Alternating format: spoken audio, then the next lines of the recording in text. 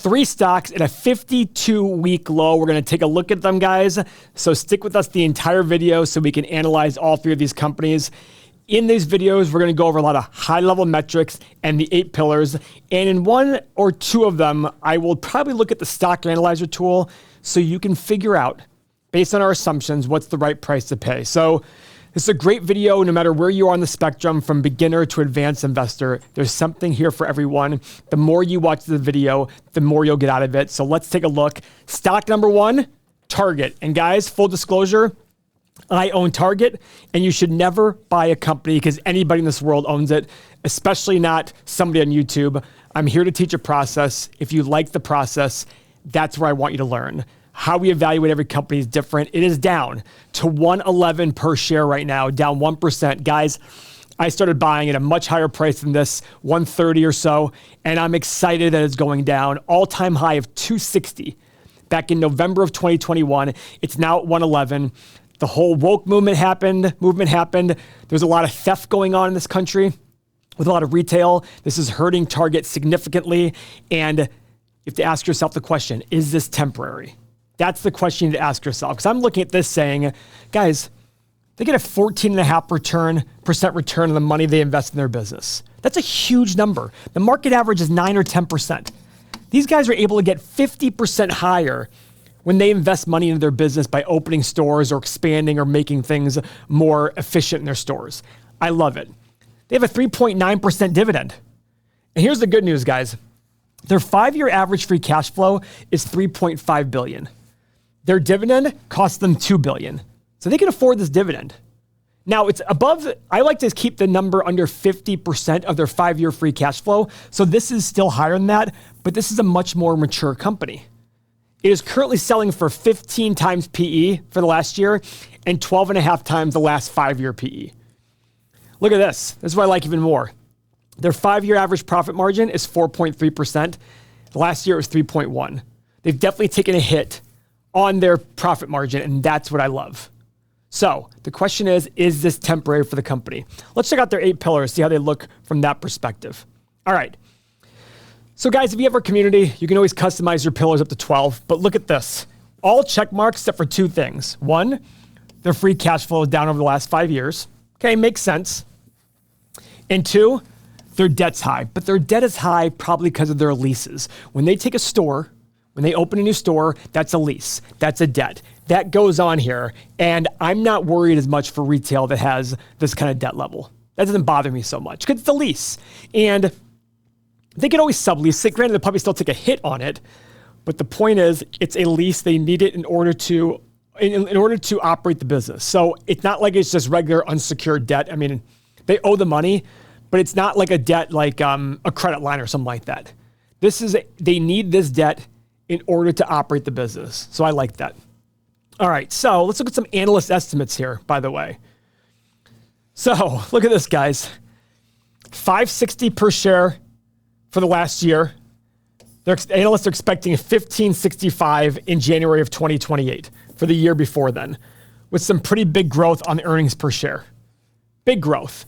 Again, they're analysts, take it for what you want, but keep that in mind there. Revenue growth, some pickup here. Expected to go from $109 billion to $128 billion according to analysts. Guys, don't take this as the Bible. They're still analysts. They still have biases. But remember, if inflation is high, their revenue is going to go up, right? If they add more stores, their revenue is going to go up. Are their same store sales doing well? That's the question to ask. So, guys, the main question we have to ask here before we do any more due diligence is it really within the ballpark of our numbers? That's why we use a stock analyzer tool. This will allow us to put our assumptions in today to determine what price to pay. Now, a lot of people see us in these videos. We talk about the community a lot right here. We talk about the software and all the tools available. So here's what I want to talk to you about. I'm not asking you to make a yes or no decision this very second. What I'm asking you to do is to make an informed decision. And the only way to make an informed decision is to be on the inside. You can't possibly make an informed decision from the outside. Just like you wouldn't buy a new car without taking it for a test drive. Same thing applies here. I'm not asking you to make a decision here without test driving the software. So that's why I'm offering a 7-day free test drive of our software, full access. All the tools available and all the community. Get in there, talk to people, use all the tools, get familiar.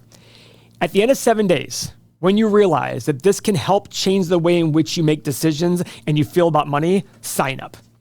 And at the end of 7 days, if you don't find it's going to help you, no offense taken, move on and keep watching our videos. You'll learn a ton from those. And maybe down the road someday, you'll see the value and come back. But my confidence here is that you're going to walk away after 7 days and look at this. So go to everythingmoney.com, sign up, free trial. All you need is your email for a full 7-day free access trial. Now, let's go to the history here on Target. When was the last time I did a Target analysis? August 28th, almost a month ago. All right, so let's see if my assumptions are different now. So guys, look how conservative I was here. So the first line is revenue growth, low, middle, and high. I put 2%, 3%, and 4% in for a 10-year analysis. Man, that's low. But I feel good with this. I'm actually going to do something different. I'm going to do 2.5, 4, and 5.5 because if inflation stays up and they're able to open more stores and become more efficient, this 5% number, this 5.5% number isn't out of the realm of possibility, but it's going to take some effort to get there. Now for profit margin, I look at their history and I say, okay, they're basically in the 3.5 to 4.5% range. So I'll go low side 3.25, middle 4, high side 4.75. All right, not bad. Free cash flow, same kind of range. So I just mimic the exact same thing. And guys, remember, over long periods of time, free cash flow and profit margin should be about the same, all right? Now, what's the PE and the price of free cash flow I want to assign to the company at the end of 10 years? So when the stock is 10 years from now, what do I think it's going to sell for? I always tell everybody, start at 15, go up based on moat, return on invested capital, which is pretty good here, and growth rate, and go down for the opposite. Now, I do think Target has the desirability of middle-class America. They love it. Even upper-class America loves going to Target to get their essentials in there. So I think they have that stronghold there. So I put in 15, 17.5, and 20 for both PE and price of free cash flow. I'm willing to pay a premium for Target. I'm absolutely willing to pay a premium. And the final metric, desired annual return. What's the return I want in order to own Target? Now, the higher my assumptions, the higher the return I need. It's a higher margin of safety. So on the low side, I'm okay making 10%. Now remember, this 10% includes the dividend they're paying. But I'm okay making 10% because I beat it up pretty bad. But as I get higher, I want a higher return. So I did 10, 12, and 14%. All right, so I hit the analyze button. Boom. I got a low price of 105, a high price of 170, and a middle price of 140. Guys, if my suggestion is come join if you're interested in this company, come join the free sign up, get more engaged, go learn more about Target because I think it's definitely worth a look. Stock number 2, Square. Square. Actually, it's called Block now. So Square is a payment processing, Block is a payment processing. Look at this.